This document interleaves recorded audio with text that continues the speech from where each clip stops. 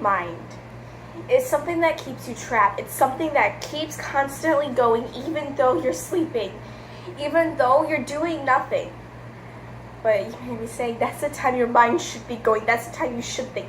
Well, for me, it can happen anytime. I can be in a class and my mind all of a sudden starts going on possibilities of how it could end, of how I could die, of how my friends and loved ones could die right in front of my eyes in their sleep because I couldn't control myself. Do you know what that's like? To be trapped inside your own mind, not able to express the words that are trapped inside you without breaking down crying. But at last, you can't tell. You can't tell what's going on inside my mind because I keep it trapped. I don't know how to tell people besides through videos, music, and my art. So when I show you a video that seems alarming because it has to do with suicide, do not take that lightly. I may not want to kill myself, but I may think about the thought of what if I die because I can't sleep and I take too much melatonin. You can die from that, and no one could ever thought, I never thought I could die from something that naturally occurs in my body. But at last, I seem normal. I go to school, I do my job. I try my best to work as hard as I can so I can get the grades so I can go to school. A good school, may I add. I want to go to college. I want to grow to be something to help others. That may not seem strange. I cook. I love to cook. No one would ever think that cooking is a way for you to relieve your stress so you are not biting down on your hand to draw blood. No one realizes that the makeup, the scary, alarming makeup that you do is a way to express yourself so you do not actually do that to yourself. Or this supposedly gory, immature art that you are doing is actually a way that you express your eternal anger so you don't end up crying every night. People don't realize that when you're moving around, you're not just anxious, you have a actual disorder called ADHD that keeps you trapped with not being able to attend your classes without having to take a pill. Now to you, this may seem weird, having to wake up and take a pill every day just to focus. For me, that's been normal. It's been normal since the 3rd grade. I got diagnosed in 3rd grade, and before that, teachers just thought I couldn't learn. I was too slow. I couldn't pay attention. No, I could. I just needed help doing that. In 3rd grade, I learned to bottle up my emotions. 4th grade, I expressed them to the whole school. 5th grade was a normal year for once. 6th grade, by that time I was done and breaking down in the middle of class before the bell even rang. 7th grade, that was just a roller coaster finding out my sexuality and gender identity. Now it's summer. I'm going to 8th grade soon. And I feel that the only way to cure this frustration and anger is to draw blood. This isn't normal. I tell myself that, so I listen to music, I dance, I cook, I sing, I write down my thoughts. Do I tell anybody? No, I can't tell anybody without breaking down crying and feeling ashamed for how I feel. I feel ashamed for the littlest of things, the way I dress, the way I act, the way I eat.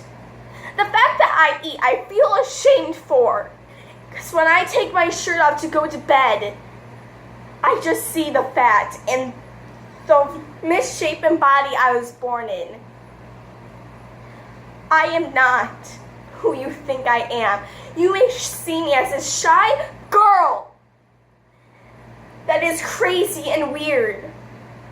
That may be true. I may be crazy. I may be weird. I may be shy. But the truth is, I'm scared. I don't understand what's going on inside my own head and what's happening to my own body. All the girls, it seems that they don't need to look at videos to figure out how they should act. Why do I feel the need to have this short hair and be called a different name? to not have things that I was born with. No one understands the pain that causes inside me, wanting to take a razor blade to get rid of what's on you. To get rid of your chest so you can match the boys and not match the girls. No one understands that, so what do? You go to cooking, you chop food. No one sees that as you're chopping hastily and fast, they see, wow, that's so fast. How are you not cutting yourself while you're just running in your mind, pretending that it's your arms and legs and your breasts that you wish you never had. You never understood why you had them. 3rd grade, puberty hit.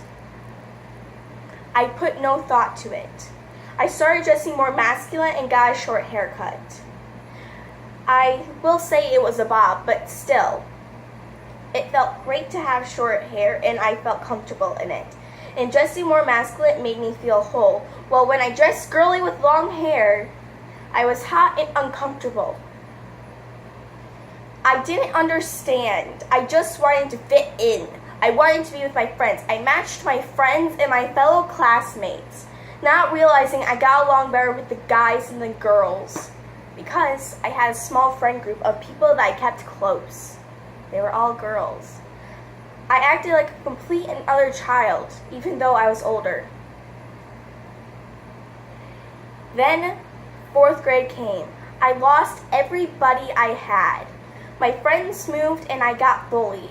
The person that claimed was my friend never stood up for me and never came to school. 5th grade. It was a fine year. I lost friends and I made new ones that I still have to this day. Jump to 7th grade, summer. 8th grade. I'm about to go into 8th grade. And now thinking, what if my friends don't want to be my friends? I now want to go by a different name and pronouns. Dress as I feel. I have the sense that no one does. I do not think that clothes and things confirm your gender identity. That you wearing makeup, nails, and a skirt makes you a girl. No, that means you are dressing feminine. I do not see things as just for girls and just for guys. I see it as dressing masculine and feminine, and that's what you don't get. So when I say I'm dressing masculine and I feel comfortable, that's because I say I'm a guy in my soul. On the inside, I'm a guy. So what if I dress feminine? That's what I got taught was right. That's what I see as right, even though my mind and my beliefs contradict each other. So why do I do it? Why do I put myself through this pain just to fit in? Because that's what we all want. Just to fit in and go to school. But yet when I go home, I feel the need to change out these girlies' clothes, take off this makeup, and just go to the internet to where I am me, Kyle, 14, male. 6th grade. I broke. I didn't know who I was. I was contradicting my sexuality, then contradicting my gender identity. Not knowing who I was. I never thought about who I was until I found out about my sexuality.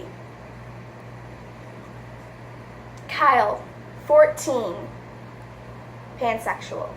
I can love anybody. I am open to so many things. I am polyamorous. I found out once I started liking someone and they agreed to date me, and then I liked another person. I felt bad and broke up with them. Not realizing what this was and what this feeling of why I am loving another person while this other person is agreeing to date me. Alas, I found out polyamorous. The word. Your whole life are just full of words to describe how you feel. What were we like in a time when we had no words? How did we communicate? Through art. Look on the walls. Haven't you ever thought of why young kids love to draw? Because it was, my theory is because that was the earliest form of communication. It is printed into our minds. that when we can't say it out with words, we write it down and draw. But then again,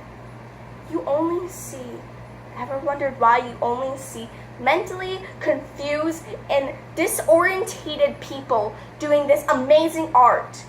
We're not afraid to express ourselves. Or you have this idea in your mind that you have to hide how you feel. Why? Why do we have to hide how we feel and who we are? Why do we have to be judged based on the clothing and the way we act? At the end of the day, we are all human. Human, that's what we are. The subcategories are male and female. And then non-binary, non-conforming to your standards of gender identity. We, as non-conforming, we do not conform to your standards of a male and a female. We do what we wish. But alas, you never got taught that. You never got taught that's not the way you express who you are. You're a girl, you're born a girl, you go to the girls section. Do you know who taught me? My mom. She never hid the world and what it's like. I found out things on my own. YouTube helped me figure out my sexuality. Forming crushes. Being okay with myself allowed me to figure out who I am. Fun fact. I hate my body. I don't like to show it off. So when someone gives me a compliment about my body, I get utterly disgusted and why? Why are they complimenting this? Then I realize girls are supposed to have curves. They're supposed to be this thing of curves and lumps. Where I'm sitting here like I do not want this. I want the guys have. I want to look like a guy. I want to have everything the guys have. But then there's that voice in the back of my head that says, you're a girl and this is what you're born with. Work with it. So I bind my chest and almost break my ribs. Remember that day in tech class that I was stumbling and trying to catch my breath, just wishing to sit down. I wore something so tight, I felt like I couldn't breathe. I couldn't stand for too long. I was propping myself up, scared to say anything. The day gym I had to sit out. I was wearing a binder. It constricts your lungs because it's pressing your chest down to give you an illusion to feel okay with yourself. I asked you to come over. It's because I'm scared of my mind and what I can do.